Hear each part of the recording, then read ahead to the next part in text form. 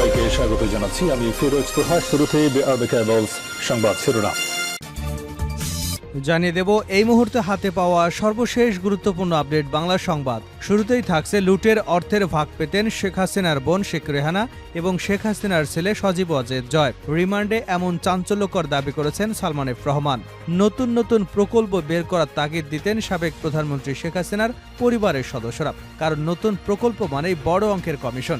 এর সবকিছুই জানতেন শেখ হাসিনা, তবে তিনি সবকিছু জেনেও কখনো মানা করেননি। সাবেক প্রধানমন্ত্রী শেখ হাসিনার বেসরকারি শিল্প বিনিয়োগ উপদেষ্টা সালমান এফ রহমান এসব তথ্য ফাঁস করে দিচ্ছেন। গ্রেপ্তারের পর থেকেই তিনি ঢাকা মহানগর গোয়েন্দা পুলিশের হেফাজতে রয়েছেন। সালমান এফ রহমানের দাবি, শেখ পরিবারের অতি লোভের কারণে দেশের অর্থনৈতিক অবস্থা এতটা শোচনীয় হয়েছে। তাতে সবসময় সায় দিতেন সরকারের শীর্ষস্থানীয় কিছু ব্যক্তি। এবারে জানাবো গুম বিরোধী আন্তর্জাতিক সনদে যুক্ত হল বাংলাদেশ। গুম থেকে দেশের নাগরিকদের রক্ষায় জাতিসংঘের গুম ও নির্যাতন বিষয়ক কনভেনশনে স্বাক্ষর করেছে বাংলাদেশ। বৃহস্পতিবার আন্তর্জাতিক convention for the protection of the persons from forced ডিসঅ্যাপিয়ারেন্সের সনদে স্বাক্ষর করেন অন্তর্বর্তী সরকারের প্রধান উপদেষ্টা অধ্যাপক ডক্টর মোহাম্মদ ইউনূস। জানাবো আমরা দুজনই কোটা আন্দোলনের পক্ষে ছিলাম। সাবেক আইনমন্ত্রী আনিসুল হক রিমান্ড শুনানি চলাকালে আদালতকে বলেছেন, আমরা দুজনই কোটা আন্দোলনের পক্ষে ছিলাম। আমি নির্দোষ, ঘটনার বিষয়ে কিছুই জানি না। আদালতের কাছে ন্যায় বিচার চাই। শুনানি শেষে তাকে 5 দিনের রিমান্ড মঞ্জুর করেছেন আদালত। এদিকে রাশিয়ার রাষ্ট্রদূতের সঙ্গে কি কথা হলো বিএনপির মহাসচিব মির্জা ফখরুল ইসলাম আলমগীর সঙ্গে সাক্ষাৎ করেছেন ঢাকায় রাশিয়ার রাষ্ট্রদূত আলেকজান্ডার ভিকেনতিয়েভিচ মন্টিটস্কি। বৃহস্পতিবার সকালে গুলশানে চেয়ারপারসনের কার্যালয়ে এ সাক্ষাৎ হয়। এ সময় বাংলাদেশের নানা বিষয়ে তাদের মধ্যে আলোচনা হয়েছে। জানিয়ে দেব মাইরা তো ফালাইছে, এখন কি করবা, একথা বলা ওসির বিরুদ্ধে মামলা। কোটা সংস্কারের দাবিতে বৈষম্য বিরোধী ছাত্র আন্দোলনে নির্বিচারে গুলিবর্ষণ করার অভিযোগ রয়েছে পল্লবী থানার সাবেক ভারপ্রাপ্ত কর্মকর্তা অপূর্ব হাসানের বিরুদ্ধে। সে সময় আন্দোলনকারীদের দমাতে অনেকটা হুমকির স্বরে তাকে বলতে দেখা যায়, মাইরা তো ফেলছি, এখন কি করবা। ভিডিওটি সামাজিক যোগাযোগ মাধ্যমে ভাইরাল হলে সমালোচনার ঝড় ওঠে। এবার সেই ওসি অপূর্বের বিরুদ্ধে হলো অপহরণ এবং গুমের মামলা। এবং সর্বশেষ জানাবো আন্তর্জাতিক সংবাদ। সেলের নিরাপত্তা নিয়ে শঙ্কিত নেতানিয়াহু।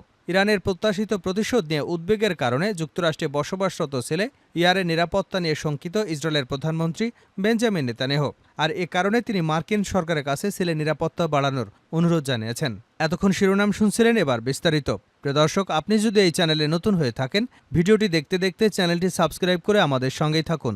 আর এই ভিডিও সম্পর্কে আপনি আপনার মূল্যবান মতামতটি কমেন্ট বক্সে জানিয়ে দিন। আর হ্যাঁ প্রিয় দর্শক, জানিয়ে দিন ভিডিওটি কোথা থেকে দেখছেন। লুটের টাকার ভাগ পেতেন রেহানা জয়, রিমান্ডে সালমানের দাবি। নতুন নতুন প্রকল্প বের করা তাগাদা দিতেন সাবেক প্রধানমন্ত্রী শেখ হাসিনার পরিবারের সদস্যরা, কারণ নতুন প্রকল্প মানেই বড় অঙ্কের কমিশন। এর সবকিছুই জানতেন শেখ হাসিনা, তবে তিনি এতে কখনো না করেননি। সাবেক প্রধানমন্ত্রী শেখ হাসিনার বেসরকারি শিল্প ও বিনিয়োগ বিষয়ক উপদেষ্টা সালমান এফ রহমান এসব তথ্য জানিয়েছেন বলে তদন্ত সংশ্লিষ্ট সূত্র জানিয়েছে। গ্রেপ্তারের পর থেকেই তিনি ঢাকা মহানগর গোয়েন্দা পুলিশের হেফাজতে রয়েছেন। সালমান এফ রহমানের দাবি, শেখ পরিবারের অতি লোভের কারণে দেশের অর্থনৈতিক অবস্থা এতটা শোচনীয় হয়েছে। তাতে সব সময় সায় দিতেন সরকারের শীর্ষস্থানীয় কিছু ব্যক্তি। কেউ যোগদান করে ফেলেও অনিয়ম দুর্নীতির অভিযোগ নিয়ে পদত্যাগ করতে বাধ্য করতেন। বাণিজ্য মন্ত্রণালয়ের সাবেক সচিব হেদায়েতুল্লাহ আল মামুনকে জনতা ব্যাংকের চেয়ারম্যান নিয়োগ করা হলেও সালমানের পছন্দ না হয় তিনি যোগদান করতে পারেননি। একইভাবে কেন্দ্রীয় ব্যাংকের সাবেক পরিচালক ডক্টর জামাল উদ্দিন আহমেদ জনতা ব্যাংকের চেয়ারম্যান হিসেবে যোগদান করলেও দুর্নীতির অভিযোগ তুলে তাকে পদত্যাগ করতে বাধ্য করেছেন। এসব বিষয়ে প্রশ্ন করলে নীরব থাকেন সালমান এফ রহমান। তদন্ত সংশ্লিষ্টরা তাকে বন্ড ছেড়ে প্রায় 7,000 কোটি টাকা তুলে নেবার বিষয়ে প্রশ্ন করেছেন। তিনি বারবার অসুস্থতার কথা বলে এড়িয়ে গেছেন। প্রশ্নের মধ্যে ছিল, আইএফআইসি ব্যাংকে আমার বন্ড নামে একটি বন্ড ছেড়ে বিনিয়োগকারীদের সঙ্গে কেন প্রতারণা করেছিলেন। বন্ডটি আসলে বেক্সিমকো গ্রুপের অবসান কোম্পানি শ্রীপুর টাউনশিপ লিমিটেডের ছিল কিনা, কারণ এই বন্ডের মাধ্যমে 1,200 কোটি টাকা তুলে নেওয়া হয়েছে। তদন্ত সংশ্লিষ্টরা বলেছেন, তাদের কাছে তথ্য এসেছে সুকুক বন্ডের মাধ্যমে সালমান এফ রহমান তুলে নিয়েছেন 2,250 কোটি টাকা। এই বন্ড কেনার জন্য ব্যাংকগুলোকে বাধ্য করেছেন তিনি। প্রথম দিকে ব্যাংকগুলো বিনিয়োগে রাজি না হয়, পরবর্তীতে বাংলাদেশি ব্যাংক থেকে সার্কুলার জারি করানো হয় যাতে ব্যাংকগুলো বন্ড বিনিয়োগে বাধ্য হয়। তবে বারবার নিজের অসুস্থতার দোহাই দিয়ে প্রশ্ন এড়িয়ে যাচ্ছেন সালমান। গত 13ই অগাস্ট রাজধানী ঢাকার সদরঘাট এলাকা থেকে সাবেক প্রধানমন্ত্রী শেখ হাসিনার বেসরকারি শিল্প ও বিনিয়োগ উপদেষ্টা সালমান এফ রহমান ও সাবেক আইনমন্ত্রী আনিসুল হককে গ্রেপ্তার করা হয়। নিজের বান্ধবী অ্যাডভোকেট তৌফিকা করিমের জামিন, নিয়োগ, বদলি এবং পদায়ন বাণিজ্যের বিষয়ে জিজ্ঞাসাবাদ করা হয় সাবেক আইনমন্ত্রী আনিসুল হককে। শুরুর দিকে অস্বীকার করলেও এখন তিনি বলছেন এর বেশিরভাগই সরকারের উচ্চ পর্যায়ের অনুরোধ ছিল। তবে মাঝে মধ্যে তৌফিকা করিম হয়তো নিজেও কিছুটা করেছে, তবে তার পরিমাণ খুবই কম ছিল বলে দাবি তার। ঘুষের লেনদেন কোথায় হতো এমন প্রশ্নের জবাবে নীরব থাকেন আনিসুল। জানা গেছে, রিমান্ডের সাবেক সমাজকল্যাণমন্ত্রী দীপু মনিও জিজ্ঞাসাবাদের সময় নিজের অসুস্থতার বিষয়টি তুলছেন। গোয়েন্দারা বলছেন, চাঁদপুর পৌরসভা মালিকানাধীন ১২তলা ভবনের তৃতীয় তলায় ৩৩০০ বর্গফুটের একটি ফ্লোর কিনেছিলেন দীপু মনি। তবে ৪টি ফ্লোর দখল করে রাখেন তার ভাই ডাক্তার ওবায়দুর রহমান টিপু। আবার চাঁদপুর বিশ্ববিদ্যালয়ের জন্য সরকারি চর দখল করে সরকারের কাছেই ৪০০ কোটি টাকায় বিক্রি করেছিলেন। পরবর্তীতে ওই এলাকার নাম রাখা হয় দীপুনগর। তবে তদন্ত সংশ্লিষ্টদের এসব জিজ্ঞাসাবাদে কোনো উত্তর দেননি তিনি। বৈষম্য বিরোধী ছাত্র আন্দোলন চলাকালে বাড্ডায় ফুজি টাওয়ারের সামনে সুমন শিকদারকে গুলি করে হত্যার অভিযোগে গত ১৯শে অগাস্ট সাবেক সমাজকল্যাণমন্ত্রী দীপু মনিকে বাড়িধারা থেকে গ্রেপ্তার করে পুলিশ। তদন্ত সংশ্লিষ্টরা বলছেন, রিমান্ডে থাকা সবাই সবকিছুতেই শেখ হাসিনার কথা বলছেন। তবে এখনও গ্রেপ্তার হননি এমন কিছু ব্যক্তির নাম তাদের জবানিতেও উঠে এসেছে। এসব তথ্য খতিয়ে দেখা হবে। সত্যতা পেলে তাদেরও আইনের আওতায় নিয়ে আসা হবে।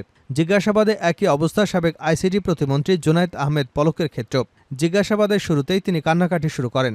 তবে ডিজিটাল বাংলাদেশ তৈরি, A2I প্রকল্প, Sheikh Russel digital lab, high tech park, IT park তৈরির নামে হাজার হাজার কোটি টাকা লোপাটের বিষয়টি ছিল অনেকটা ওপেন সিক্রেট। তিনি গতকাল পর্যন্ত সবকিছু শেখ হাসিনা এবং তার পুত্রের ঘাড়ে চাপানোর চেষ্টা করেছিলেন।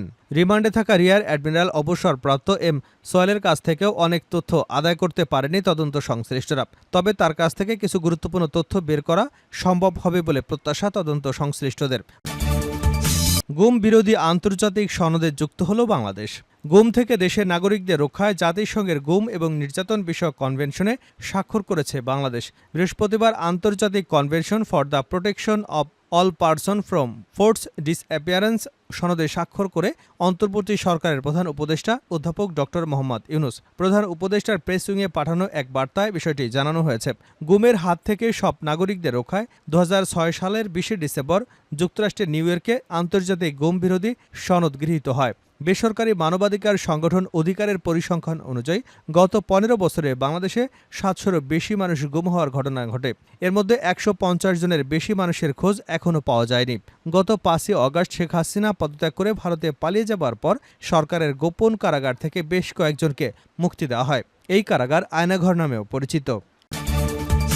আমরা দুজনই কোটা আন্দোলনের পক্ষে ছিলাম, আনিসুল হক। সাবেক আইনমন্ত্রী আনিসুল হক রিমান্ড শুনানি চলাকালে আদালতকে বলেছেন, আমরা দুজনই, আমি এবং সালমান এফ রহমান কোটা আন্দোলনের পক্ষে ছিলাম।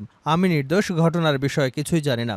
আদালতের কাছে ন্যায় বিচার চাই। শুনানি শেষে তাকে ৫ দিনের রিমান্ড মঞ্জুর করেছেন আদালত। বৃহস্পতিবার সকাল ৭টায় বৈষম্যবিরোধী ছাত্র আন্দোলন চলাকালে বাড্ডায় ফুজি টাওয়ারের সামনে সুমন শিকদারকে গুলি করে হত্যার অভিযোগে করা মামলায় সালমান এফ রহমান এবং আনিসুল হককে আদালতে হাজির করে পুলিশ। এরপর মামলার সুষ্ঠু তদন্তের জন্য ১০ দিনের রিমান্ডে নিতে আবেদন করেন তদন্ত কর্মকর্তারা।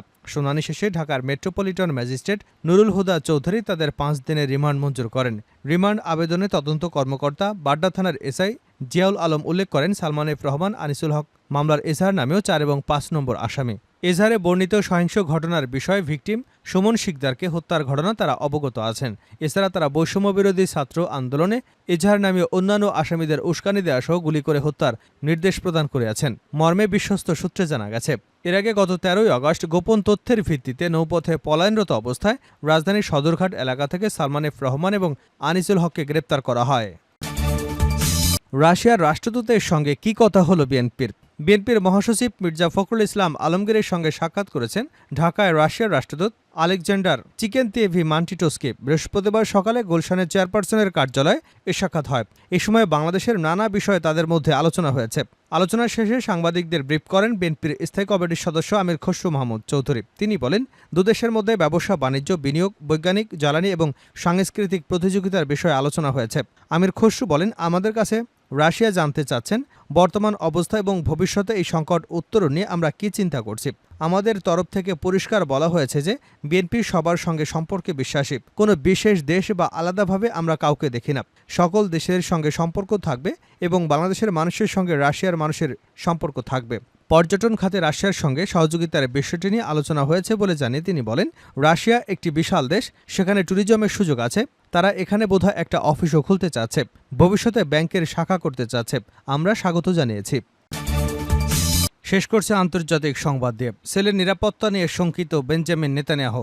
ইরানের প্রত্যাশিত প্রতিশোধ নিয়ে উদ্বেগের কারণে যুক্তরাষ্ট্রে বসবাসরত ছেলে ইয়ারের নিরাপত্তা নিয়ে শঙ্কিত ইসরায়েলের প্রধানমন্ত্রী বেঞ্জামিন নেতানিয়াহু। আর এ কারণে তিনি মার্কিন সরকারের কাছে ছেলের নিরাপত্তা বাড়ানোর অনুরোধ জানিয়েছেন। ইসরায়েলি সংবাদ মাধ্যম ওয়ালার বরাদ দিয়ে বুধবার আল মায়াদিন এ তথ্য জানিয়েছে।